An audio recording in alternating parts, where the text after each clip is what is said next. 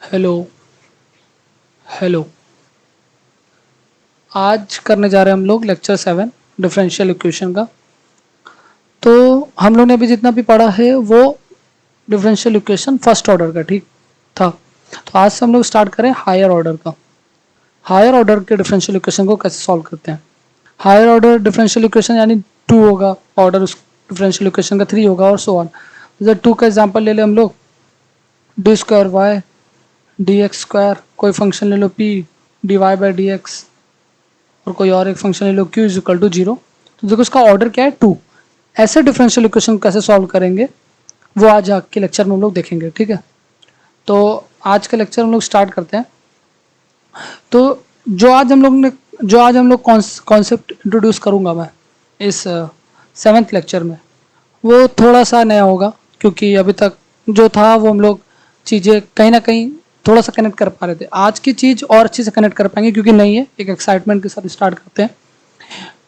तो पहली बात, कुछ टर्म जानना पड़ेगा, कुछ एक नया चीज़ें जानना पड़ेगी, थोड़ी सी अजीब लगेगी बट हाँ उससे काम आसान होगा ऑलरेडी। तो हम लोग पहले चीज़ देखते हैं डिफरेंशियल इक्वेशन। हाँ ये तो बहुत पहले से देख रहे हैं, मैं मान रहा हूँ, लेकिन इसमें एक दो चीज़ एक मैं थोड़ा सा रिवाइज कराता हूँ। वो चीज़ क्या है? वो चीज़ है होमोजीनियस डिफरेंशियल इक्वेशन और नॉन होमोजीनियस डिफरेंशियल इक्वेशन।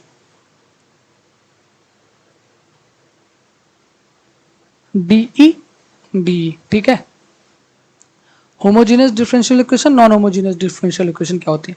कुछ नहीं होती। बस ये देखो, d y by d x plus Q P y is equal to 0 हो जाए तो ये कौन सी कैटेगरी में आ जाएगी? डिफरेंशियल इक्वेशन में।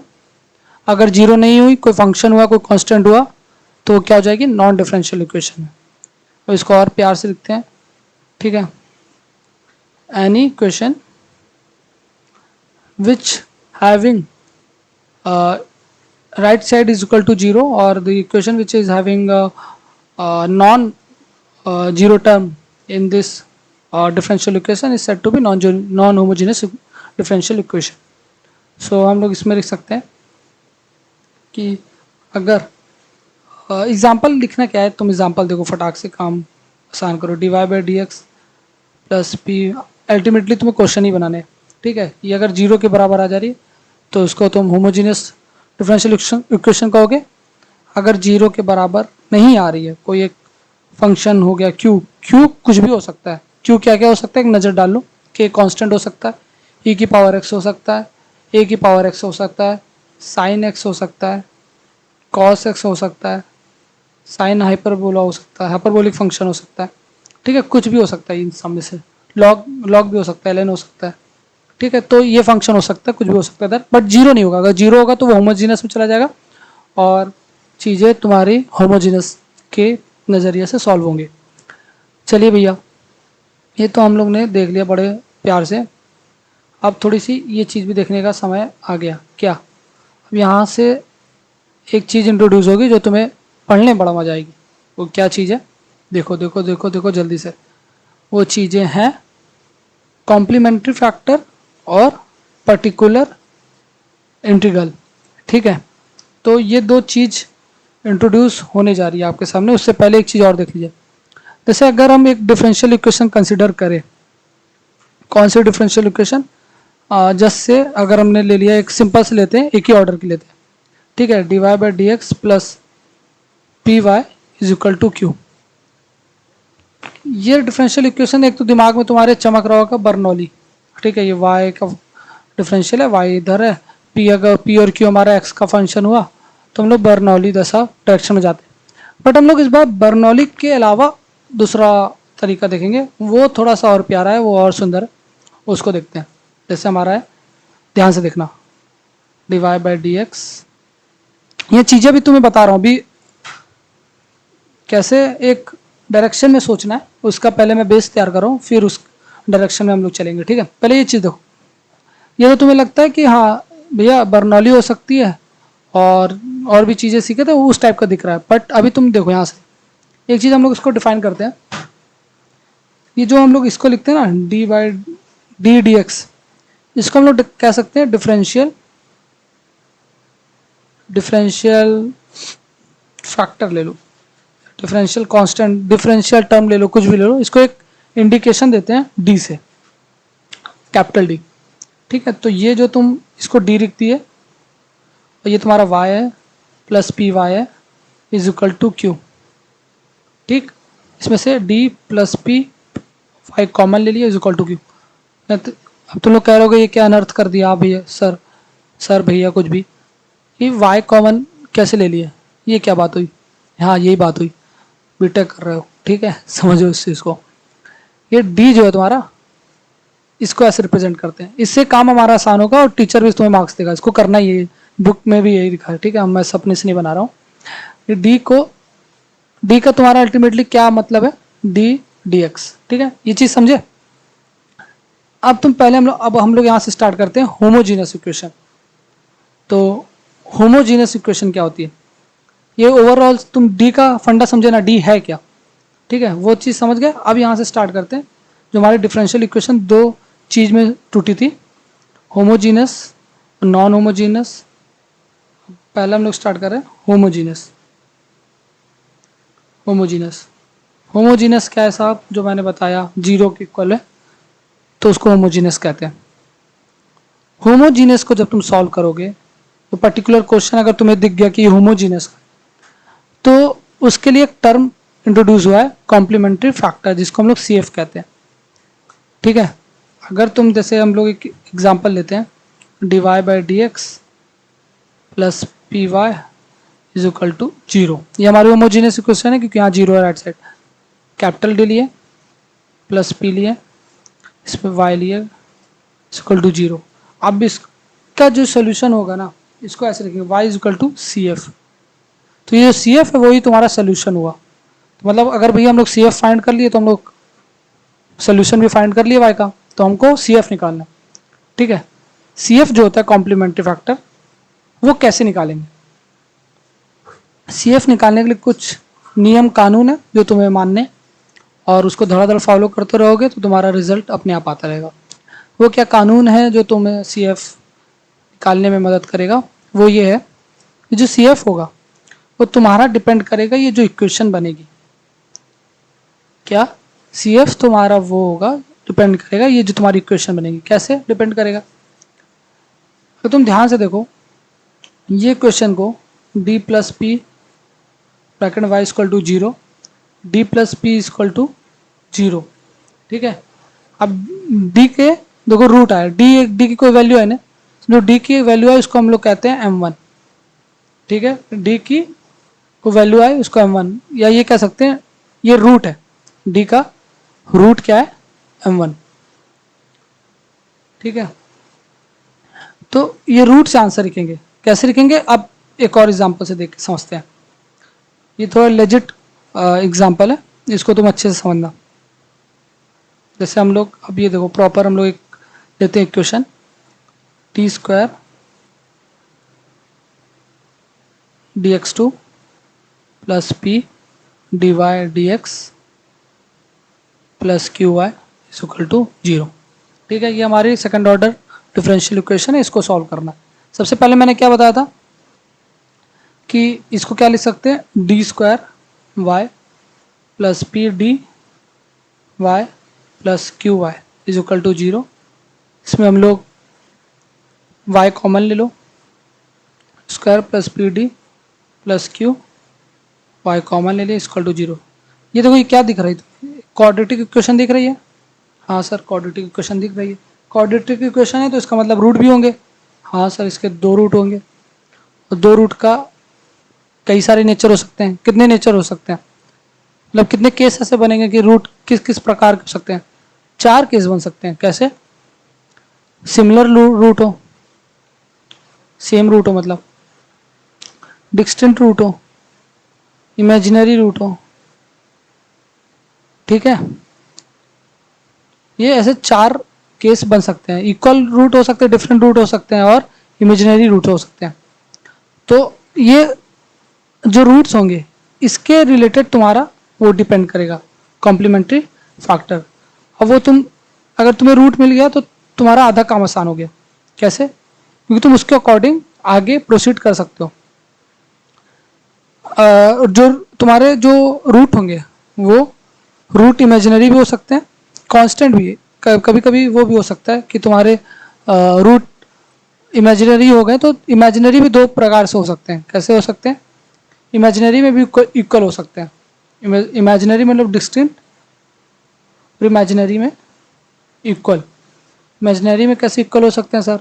दो रूट होंगे, दोनों कॉन्जुगेट होंगे। अगर ये हायर डिग्री इक्वेशन हुई तो मतलब समझो alpha plus iota beta alpha 1 plus iota beta alpha 1 plus iota beta 1 4 degree की इक्वेशन है, तो ऐसा हो सकता है ना, alpha 1 minus iota beta 1 alpha 1 minus iota beta 1। तो इसमें भी दो रूट तो कॉमन दिख रहे हैं ना, चार रूट हो सकता है। ऐसे भी केस हो सकता है 4 डिग्री 4 ऑर्डर का डिफरेंशियल इक्वेशन में। ठीक है, तो हाँ ये केस होता है, बहुत रेयरली केस होता है, बट हम लोग डील करेंगे।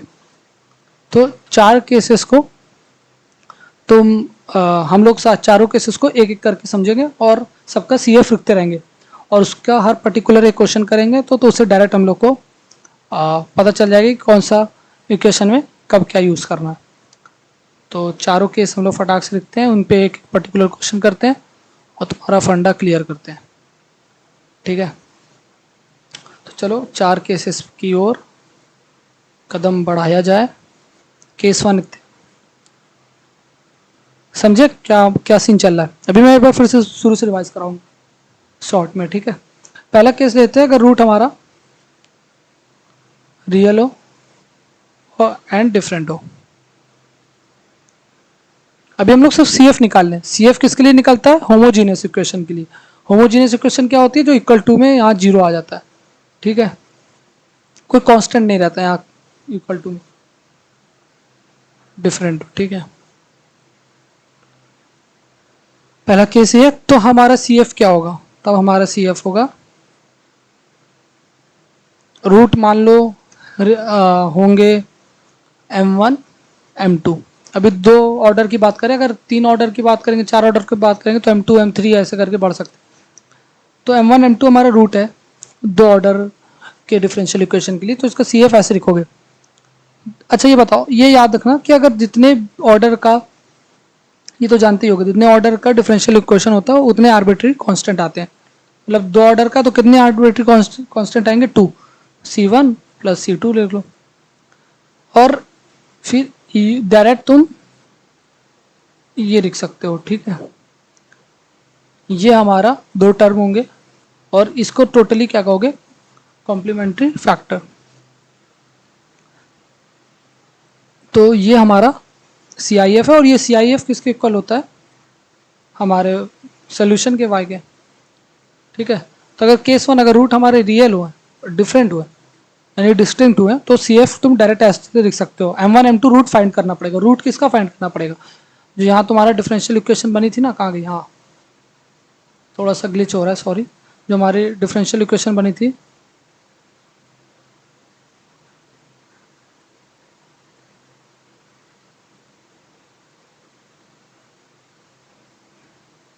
तो ये डिफरेंशियल इक्वेशन, ये जो क्वाड्रेटिक इक्वेशन बनी थी, इसके जो रूट होंगे m1 m2 वो यहाँ उपस्थित होंगे। ठीक है, अब बात करते हैं केस टू की।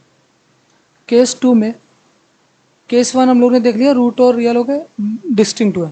अगर क्या हुआ,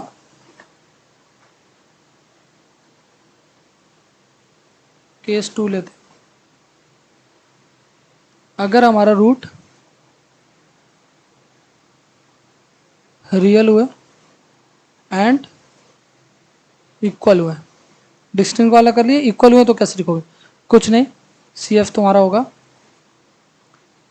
c1 c2 e की पावर 1x m1x। तो m1 इक्वल है तो m1 m1 ही होगा, तो एक बार एक ही m1 आएगा। ठीक है, और यहाँ पावर कम होती रहेगी x की। अगर तीन हुए, तीन को भी ऐसे लिख सकते हो c1, देखो यहाँ मैं बता रहा हूँ तीन के लिए, थ्री रूट्स के लिए। ठीक है, c1 plus c2x plus c3 x square, और ई की पावर m1x। समझे? ये तीन रूट के लिए बता दिया। अब तीसरा केस लेंगे, केस 3। केस 3 इमेजिनरी रूट की बात करते हैं। अगर जो इमेजिनरी रूट हो गए वो कॉन्जुकेट में ही आते हैं, ये भी तुम्हें पता होगा। और वो वाला मैं केस बताया दिया कि अगर इमेजिनरी रूट हो और इक्वल रूट हो, मतलब चार, अगर चार ऑर्डर की डिफरेंशियल इक्वेशन है तो क्वाड्रेटिक क्वाड इक्वेशन बनेगी। तो क्वाड इक्वेशन के चार रूट होंगे, दो चारों इमेजिनरी हो सकते हैं, दो एक जैसे और दो एक जैसे। ठीक है, तो वो केस भी है, वो केस भी अगर हम लोग क्वेश्चन आगे मिला तो करेंगे। तो जी देखिए, इसका अगर हमारा रूट कैसा हो, रूट्स हमारे इमेजिनरी हो गए तो क्या, तो कुछ नहीं, सी एफ तुम्हारा साइन और कॉस वेव में आएगा।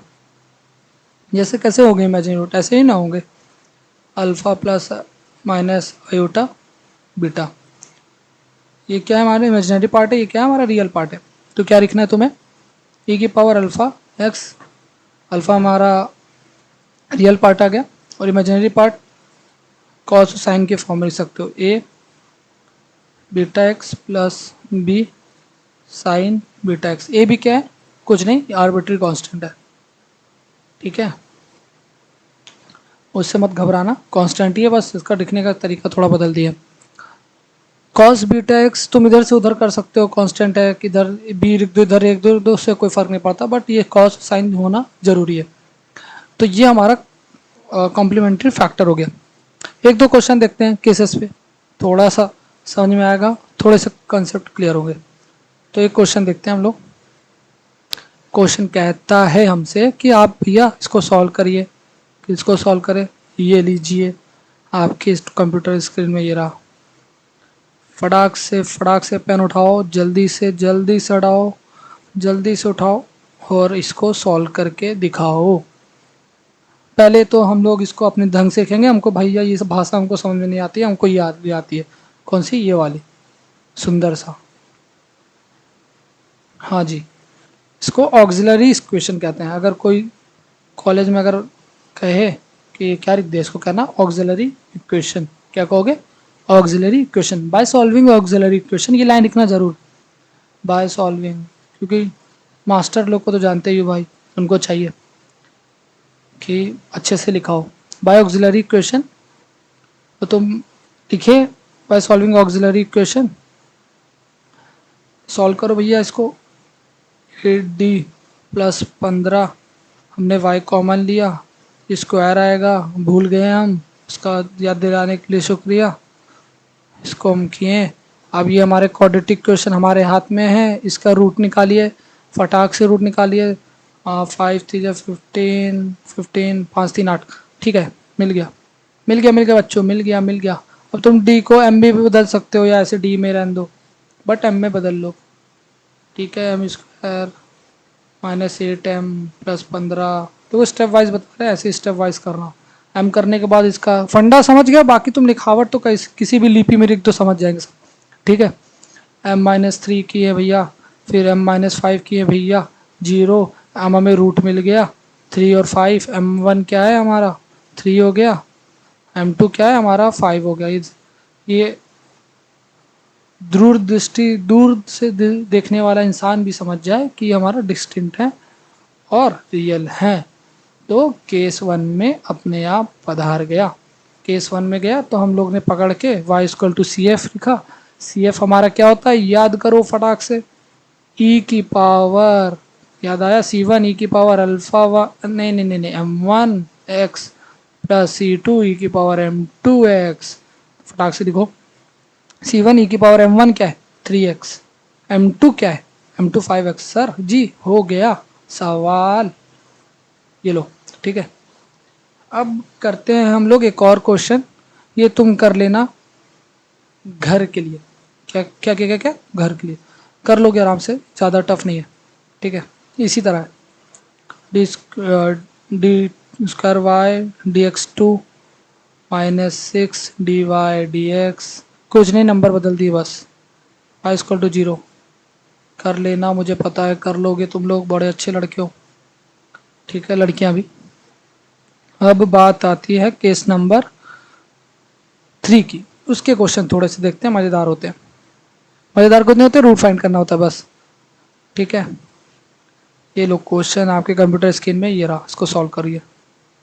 अगर हम लोग लें question d2y d square d x two plus 4 dy dx plus 5y equal to 0। हमको दिख नहीं रहा, हमको ये दिख रहा है। क्या तुम लोग को दिख रहा है? नहीं दिखना चाहिए, तुम लोग को ये दिखना चाहिए। Plus 5y equal to 0। y common लीजिए, आराम से लीजिए, धक्का मुक्की मत कीजिए। y equal to 0। अब भी और अच्छे से दिख गया। ठीक है, दिख गया।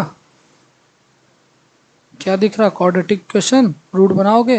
रूट बनाओ। केस 3 में हम पहले बोल दिए तो कॉम्प्लेक्स रूट बनेगा। कॉम्प्लेक्स रूट बनाइए आप। कैसे बनाएंगे? कॉम्प्लेक्स रूट हम बना देंगे भैया। कैसे बनाओगे? सिद्धाचार्य जी को याद कीजिए हाथ जोड़ के और प्यार से बना दीजिए। Minus b plus minus 4a under root में 4ac डिवाइडेड बाई 2a से डिवाइड गया, 2 घटा आयोटा।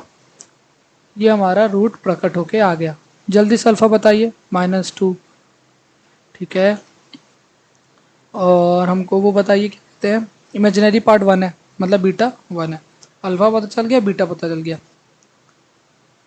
ठीक है, अब फटाक से हम लोग लिख सकते हैं अपना इक्वेशन।